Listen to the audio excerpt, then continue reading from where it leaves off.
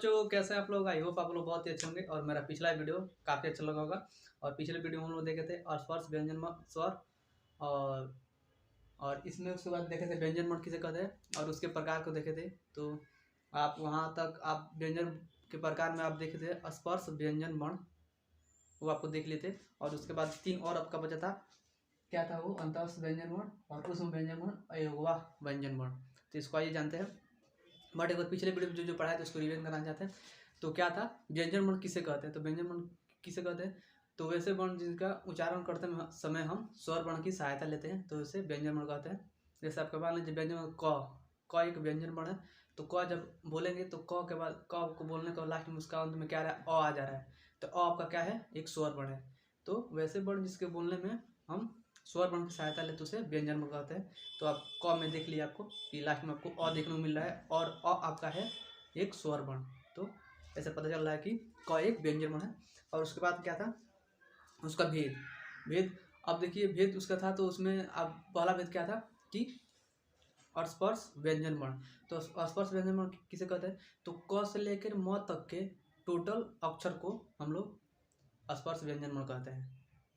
अब उसमें देखे थे हम लोग स्पर्श व्यंजन वर्ण में हम देखे थे घोष वर्ण, अघोष वर्ण और महाप्राण और अल्प प्राण।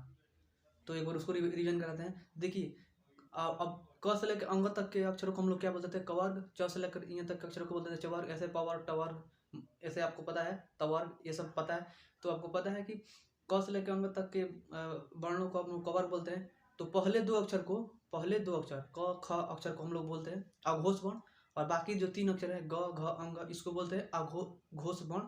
और अल्प प्राण महाप्राण हम लोग को देखना था। तो अल्प में क्या होगा? छोटा। तो छोटा होगा, इसका मतलब छोटा से चालू करेंगे तो इसका मतलब क ख को छोड़कर ग, घ को छोड़कर अंग। तो इसका मतलब क ग अंग आपका हो जाएगा अल्प प्राण। और महाप्राण क्या हो जाएगा आपका?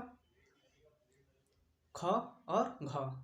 इसका मतलब दूसरा और चौथा को लेंगे तो ये आपका हो जाएगा महाप्राण। तो ऐसे आप लोग याद कर लेंगे। उसके बाद अब चलते हैं, हम लोग देखेंगे अंतः स्पर्श व्यंजन वर्ण किसे कहते हैं। तो देखिए अंतः स्पर्श व्यंजन वर्ण ये काफ़ी महत्वपूर्ण ऐसे बन जाता है। आपको इसमें से र दे देगा और ऑप्शन में देगा, ऑप्शन में 4 ऑप्शन दे देगा, पूछ देगा कि बताइए कि र जो है वो क्या है, चाहे ल क्या है, चाहे वह क्या है, चाहे य क्या है। तो आपको उसमें आपका ऑप्शन ये दिखेगा तो इसको आप लोग टिक लगाना है। तो यही इसमें पूछता है और ये काफ़ी महत्वपूर्ण है तो इसलिए इसको जानना जरूरी है। तो बोल रहा है कि य र ल व को हम लोग अंतः स्पर्श व्यंजन वर्ण बोलते हैं। आप लोग य बोलेंगे ना, य तो अंदर से आएगा, एकदम य। तो य र ल व इसमें ज़्यादा अंदर से पूरा आ रहा है फील। तो ऐसे आपको पता चला कि य र ल व क्या है? अंतः अस व्यंजन वर्ण होगा। और इसकी संख्या कितने होते हैं? 4, 1 2 3 4। तो ये आप लोग याद रखेंगे, 4 इसका होता है। तीसरा क्या है आपका? उष्म व्यंजन वर्ण। तालाबी संबोधन में डंडी ह को बोलेंगे हम लोग तो उष्मा निकलता है थोड़ा सा। आप लोग बोल कर देखिएगा एक बार जरूर, एकदम जरूरी है बोल कर देखना, महसूस करना जरूरी है। जैसे ये आपका है अंतःस्थ व्यंजन वर्ण, तो य र ल व बोलेंगे तो पूरा अंदर से इसी आ रहा है। उसके बाद मुंह के अंदर और कुछ नहीं, कोई भी अंग किसी अंग से नहीं अटैच हो रहा है, डायरेक्ट अंदर से आ रहा है। वही तालाबी समुद्र डंडी सब बोल रहे थे, इसमें थोड़ा उष्मा निकल रहा है तो ये आपका हो जाएगा उष्म व्यंजन वर्ण। तो इसकी भी संख्या 4 होती है। और तालाबी समुद्र डंडी से ह ये आपका उष्म व्यंजन वर्ण है। ये भी काफ़ी इंपोर्टेंट है, आप लोग याद रखिए बस, क्योंकि इसी से क्वेश्चन बनेंगे।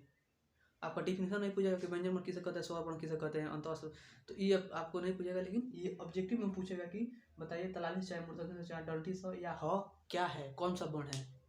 तो आपको देखना पड़ेगा उष्म वर्ण है। चौथा क्या है? अव्यवहार व्यंजन वर्ण। तो ये भी काफ़ी महत्वपूर्ण है। इसको अनुस्वार को और विसर्ग को अव्यवहार व्यंजन वर्ण कहते हैं। इसकी संख्या 2 होती है। जहाँ आप देखेंगे विसर्ग लगाओ, अनुस्वार लगाओ या विसर्ग जैसे बिंदु लगाओ तो आप वहाँ जान जाएंगे कि वो क्या आपका अव्यवहार व्यंजन वर्ण। वैसे ये पूछता नहीं है, ये ऊपर वाला ज़्यादा इधर पूछता है तो उसको ध्यान रखिएगा। और घोष वर्ण क्या होता है, अघोष वर्ण क्या होता है, अल्प प्राण क्या होता है, महाप्राण क्या होता है, इसको याद रखिएगा, काफ़ी इंपॉर्टेंट है वो। अब 1-2 और पॉइंट है संयुक्त व्यंजन वर्ण। तो इसको भी देखें, संयुक्त व्यंजन वर्ण को कौन होता है? छ, त्र, स्र, ज्ञ को संयुक्त व्यंजन वर्ण कहते हैं। तो ये जो है ये 2 वर्णों से मिलकर बना होता है। जो चारों वर्ण है ये 2-2 वर्णों से मिलकर बना होता है, इसलिए संयुक्त बोल रहा है। संयुक्त मैंने जोड़कर। तो देखेंगे यहाँ पर जो छ है उसको क तालाबी से मूर्धन्य से जो मिलाकर उसके बाद से ये बना है आपका छ। त्र है तो आधा र मिलकर ये बना है आपका त्र। ज्ञ है तो ज आधा इं मिलकर आपका ज्ञ बना है।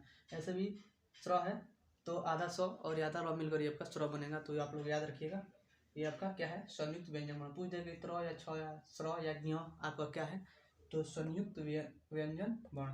तो आप लोग ध्यान रखिएगा। अगला क्या है, जो ड ढ होगा वही आपका द्विगुण व्यंजन वर्ण है, द्विगुण व्यंजन वर्ण।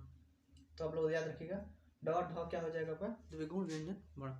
तो आई होप कि वीडियो को काफ़ी अच्छा लगा, और वीडियो अच्छा लगा तो लाइक कीजिए, कमेंट कीजिए, शेयर कीजिए, और ऐसे मज़ेदार वीडियो देखने के लिए मेरे चैनल को सब्सक्राइब करना ना भूलें, ताकि सबसे पहले मेरा वीडियो आप तक पहुँचे। धन्यवाद।